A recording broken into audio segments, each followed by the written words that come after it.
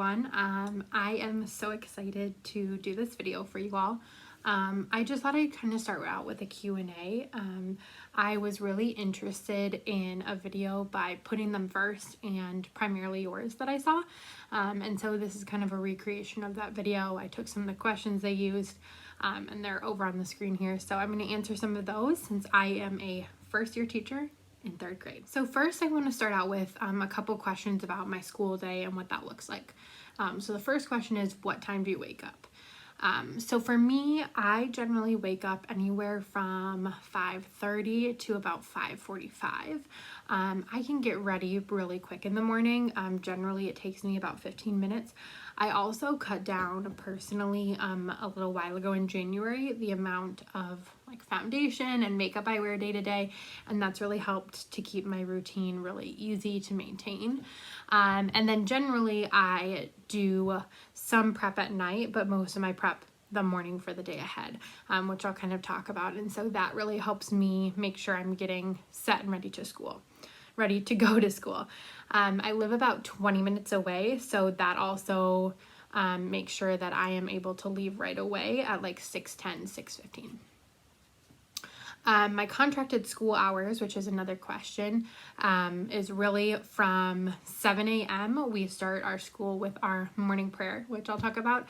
And then we have to be there until 3:30 Monday through Thursday or 3 o'clock on Friday.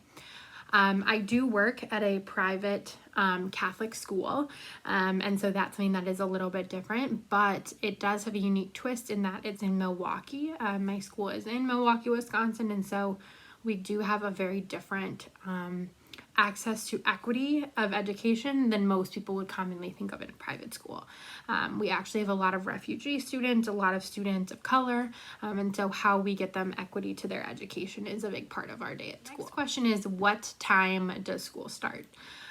So for our school, our teachers need to be there to start our morning prayer circle and announcements at 7 a.m. So you get there, kind of put yourself in your room, and then head out for that circle. And it's just kind of in the front of the school in the main area, so it's not huge. Our school is a T-shape. It's K through 8th grade, and then essentially we have a staff of around ballpark 20 people. And so myself and my teacher Bestie teach all of 3rd grade. But the day starts with us with that prayer, and then our students come in at 7:20, and we start our lessons right away at 7:50 in the morning. So it's an earlier start time. One of the questions that I had from them that I thought I would kind of talk about is some of my background. So I have an undergraduate degree in communications, and then I went back to a master's program for about 2 years for my education degree. I also have sort of specialization in school business administration, transition specialists, autism, and a little bit more. So some of the background that I have to teach with that comes from that extended program, which I'll talk about. I think what drew me to my program was that I was able to do all of the work online, which is common with a lot of master's programs. I think that was really nice. There were a couple different times where I had to be on campus for summits or conferences or different things like that, but for the most part, I was really able to focus and work on my work from home and in the classroom with observation hours. I think my least favorite approach to that was really, I think, the fact that I didn't get to always communicate with my cohorts often. There was a lot of online discussion posts, but we didn't get to see each other often, which is something I would have liked. But for me, I was working full time, and I went straight from undergrad to my master's, and so it didn't leave a lot of time for me to really focus on, you know, when I would be able to actually meet people and see them and have that experience to everything. I would say the next question for tips for the program would be to kind of really just focus on time management and see, you know, some days, like again, I know I watched that video of the Q&A, it was a little while ago, a couple months ago, but both of them really said that when they were online, they'd have full days at school and then have to go home and do work. And I think that was something that came up often, is that a lot of times on my weekends, I would spend 7-6 hours straight on a Sunday working through things, and sometimes that is something you have to give up. I did really like, though, that my program was made up of a lot of people that were well known. They wrote a lot of the text regarding autism, special education, but also regular education. Regular education, I say that with quotes, and just other education tools that they were really knowledgeable on. For my school business administration minor to do like HR and a sort of administration track, a lot of them were actually superintendents or principals in school districts in the surrounding areas. So I really loved that, and that was a really great hands-on research project that I was able to really work through in those classes. So that was really, really valuable information. So one of the questions is, how do I work in an urban private school? And is that tough? I would say, for one, I think any school is really tough. It's hard to be a first-year teacher, but one thing that I really focus on is how we can offer our students that equity piece, because it's so important. It's really hard to understand how our students access their learning, how we can talk to parents, and how we can have some of those supports in place. So what does it look like for that student? What do their parent or family support? What does that look like at home? All of those things kind of come into play a little bit differently. And so it's interesting. We as a private school have a little bit more resources to give to those students, so they do have like their own Chromebooks to use in the classroom and things like that, but it doesn't always look like you'd expect with a private school.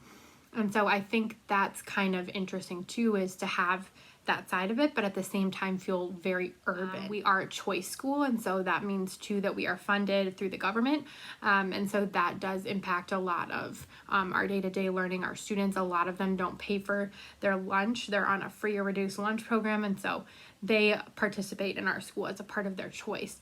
And so that is really something that is unique about our school that really drew me there, is that we do have such a large urban population, a population of students who have different equity, and that's something that really is well known and brings up the community at the school. There are some pros and cons, which is another question, is what are some of the pros? Pros is, I think, I love the school. It's a smaller school, so that's a pro for sure. It's definitely a small community school. It's K through 8, like I said. So I and another teacher teach all of 3rd grade, which is about 30 students. You have relationships with them, and most of the kids, you know, all the way from K to 8, they usually stay in the school until they leave that grade. And so that's really nice to build that relationship with them, and to have that and be aware and there for the students. You can also kind of track, you know, where did they struggle last year, where they like this, you know, different things that can help a student succeed from year to year. I would say cons are really just the fact that in a lot of cases, as a teacher, there are different opportunities that aren't quite the same. You know, you can talk about some topics that are similar with teacher friends, but in main districts, there's a lot of things that work just a little bit differently. You know, in general, I think some of it is really like a pro that is a con, or a con that can become a pro. So like something I really like is that, you know, we could talk about like Christmas and different holidays that apply to me because I am of that faith. But at the same time, there are also other unique things where, like, you know, in our school district, we can plan smaller, more often field trips that are approved easily because we have so many less students to worry about in each grade. Most often we can do things where we can kind of hug the students and remind them that they're there, and some of them do really need that, and other districts have a little bit more structure to that, and that may be just untrue or my experience, but in my experience, you know, it's something that really opens the door up for a little bit more communication and closeness. But again, this can be something too that's just with the smaller school and class size as well. So one question too is, how do you know what to buy? And to be honest, for me, what I did is asked fellow teachers. So one of my best friends is a teacher in the Madison area. My boyfriend, his sister is a teacher, again, in the Madison area. And I know of people, and I kind of looked, to be honest, to this YouTube community and kind of was like, okay, you know, what are people setting up in their classrooms? What does this look like? I think one of the best pieces of advice I got was to look through TPT and Teachers Pay Teachers and kind of figure out, like, okay, are there free resources that you're interested in, free resources for number lines and word lines and things like that. But also for classroom expectation posters and behavior management posters. That was something I found that I loved, and I can definitely list some of the ones I used. I also really came across some really good resources just at the craft store that were on sale. In Joann's, they had some kind of party wheels that you can hang up, and so those were really nice. It's definitely a work in progress, and my room isn't fully where I want it to be, but at the same time, it's something that for me was functional and worked really well. Of course, I say was since we're on this break right now, but it was something that I found a lot of interest in, and I think that the students really enjoyed. Kept it very neutral as well. I also knew that when I taught, we divide up the grade levels. So my team teacher and I don't teach all our own room, every subject. So I teach all 30 kiddos math, social studies, and religion, and she focuses on ELA, science, and writing. And so from that, I was able to know, like, okay, I don't need to work on stocking my reading library because I just won't need those right away. And so some of those things I was able to break up and figure out, okay, do I want to have flex seating? Do I want to have this? Do I want to have that? And then really pick and choose what was going to make sense for me to have right now. Another good question is how I got my job. So with my job, and a tip I have for applying and interviewing in general is to be open. I started applying for positions in January. And so where I was looking, I essentially applied on what's like the Common App for my state. So I'm in Wisconsin, and so it's called a WeCan. I logged on and filled out my information, filled out like my degree, the pending information, pending licensures, things like that.